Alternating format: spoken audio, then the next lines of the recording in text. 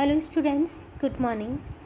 Today we are going to discuss Where the Mind is Without Fear by Rabindranath Tagore. Where the Mind is Without Fear is a poem written by Asia's first Nobel laureate, Rabindranath Tagore, during the period where India was struggling for freedom from the British rule. Firstly this poem was written in Bengali. पहले इस book poem को बंगाली में लिखा गया था, बाद में इसको इंग्लिश में ट्रांसलेट किया गया। पहले जब ये बंगाली में लिखी गई थी तो इसको रविंद्रनाथ टैगोर जी ने ही लिखा था, और जब ये इंग्लिश में ट्रांसलेट की गई तब इसको ट्रांसलेट भी रविंद्रनाथ टैगोर जी ने ही किया था। इस पोएम की वजह से ही रविंद्रनाथ टैगोर जी को नोबेल प्राइज़ से सम्मानित किया गया था। The poem was written when the British were still ruling India and had robbed Indians of their pride, self-esteem and dignity. ये पोएम उस समय में लिखी गई थी, उस टाइम में लिखी गई थी जबकि इंडिया पर ब्रिटिश रूल था। ब्रिटिश लोग इंडिया पर शासन कर रहे थे और ब्रिटिश पीपल्स इंडियंस को कुछ भी नहीं समझते थे। वो उनके आत्मसम्मान को, सेल्फ स्टीम मीन्स आत्मसम्मान को, उनकी डिग्निटी मीन्स गौरव को और उनके प्राइड को ठेस पहुंचा रहे थे। उनकी नज़रों में उनके लिए उनकी कोई भी वैल्यू नहीं थी, इंडियंस पीपल्स की कोई भी वैल्यू नहीं थी। The India of Tagore's dream is of a nation where people have right values, where people can hold their head up in pride, acquire knowledge and express their views freely without fear. Where the mind is without fear poem में रविंद्रनाथ टैगोर जी ऐसे भारत की कल्पना करते हैं जहाँ पर Indians अपने values को समझे, अपने मूल्यों को समझे, जहाँ पर इंडियन पीपल्स अपने सर को गौरव के साथ, सम्मान के साथ ऊंचा उठाकर चल सकें, और जहाँ पर सबको समान रूप से एजुकेशन प्रदान की जाती हो, जहाँ पर सबको फ्रीली एजुकेशन समान रूप से किसी भी भेदभाव के बिना प्रदान की जाती हो। ऐसे नेशन की इस पोएम में रविंद्रनाथ टैगोर जी कल्पना करते हैं। और इंडियंस को किसी भी तरह का अपने विचारों को एक्सप्रेस करते समय किसी भी तरह का कोई भय ना हो, कोई फियर ना हो, किसी भी तरह की कोई टेंशन ना हो, वो अपने विचारों को फ्रीली एक्सप्रेस कर सकें। He has a strong desire to see the country and his people to live as in peace and prosperity. Rabindranath Tagore ji की स्ट्रॉन्ग डिज़ायर है, उनकी इच्छा है कि वो ऐसा देश देखें जहाँ पर कि उनकी जो पीपल्स हैं, जहाँ पर कि इंडिया के जो लोग हैं वो शांति और प्रोस्पेरिटी मीन्स समृद्धि के साथ रह सकें। डिज़ायर मीन्स इच्छा। He prays for the welfare of the country, वो देश के वेलफेयर के लिए प्रेयर करते हैं और वो चाहते हैं कि देश उन्नति करे, और ऐसे देश की कल्पना करते हैं जहाँ पर कि सभी लोग बहुत ही शांति के साथ, सम्मान के साथ, सेल्फ रिस्पेक्ट के साथ रह सकें। Where the mind is without fear and the head is held high, where knowledge is free. In these lines, the poet wishes that the people of this country should be free. They should not feel any kind of fear at their hearts. They should lead a life of self-respect and honor. Head is held high means सम्मान के साथ, knowledge means education. कवि ऐसे संसार की कल्पना करते हैं, इच्छा करते हैं कि उनके देश के जो लोग हैं वो स्वतंत्र होने चाहिए, उन्हें अपने दिल में किसी भी तरह का भय नहीं होना चाहिए, उन्हें किसी भी तरह का कोई डर नहीं होना चाहिए।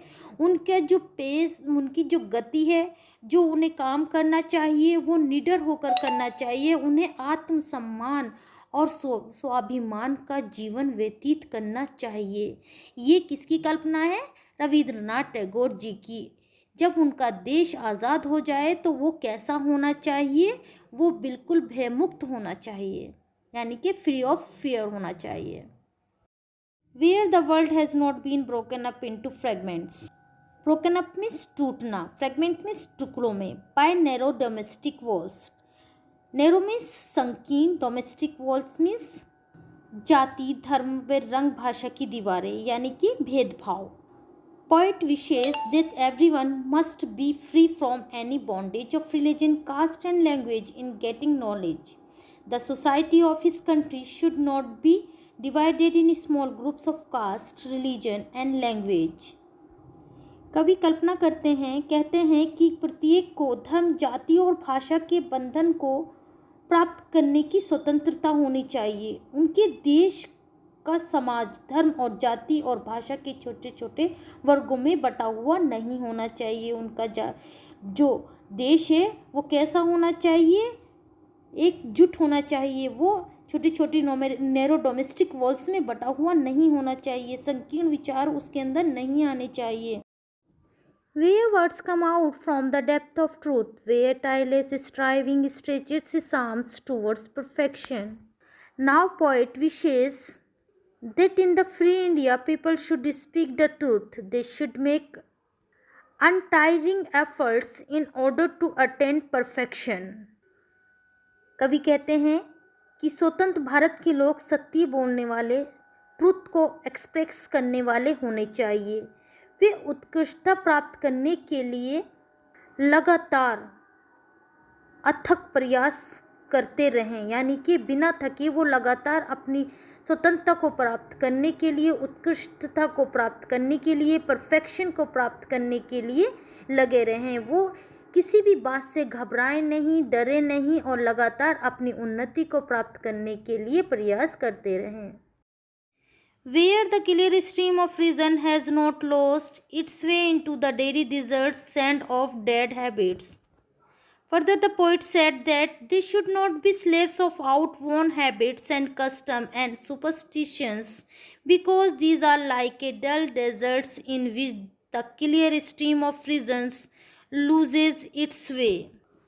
कवि आगे भारतीय लोगों को समझाते हुए कहते हैं कि उनको गंदी आदतों और बुरे संस्कारों और अंधविश्वासों को छोड़ देना चाहिए। उन्हें उनका स्लेव्स नहीं होना चाहिए, उनका गुलाम नहीं होना चाहिए, क्योंकि ये बुरी आदतें ऐसी आदतें हैं जो कि आपके नॉलेज रूपी स्ट्रीम, क्लियर स्ट्रीम को क्या कर देंगी, एक डेजर्ट्स की भांति सुखा देंगी। जैसे कि एक रेगिस्तान में पानी सूख जाता है, इसी तरह से आपका ज्ञान, आपका विवेक इन बुरी आदतों में सूख जाएगा, वो ऊपर नहीं निकल पाएगा। Where the mind is led forward by thee into ever widening thought and action, into that heaven of freedom, my father, let my country awake. Now the poet prays to the God that their mind should always be inspired by God into thoughts and action, which always becomes wider. It is the poet's sincere prayer that his country should wake up from its sleep of slaves and be turned into a heavenly free country. आगे poet प्रार्थना करते हुए कहते हैं कि मनुष्य को विचार एवं कर्म पर के मार्ग पर, कर्म के वे पर अग्रसर होने के लिए ईश्वर हमेशा प्रेरणा देते रहें, उनको हमेशा इंस्पायर करते रहें। कवि भी सच्ची प्रार्थना करते हैं कि उनका देश गुलामी की जो सालों से सो रही गुलामी की जो निंद्रा है उससे उठकर वो फ्रीडम को प्राप्त करे, स्वतंत्रता को प्राप्त करे और वो स्वर्ग में जाकर जगें।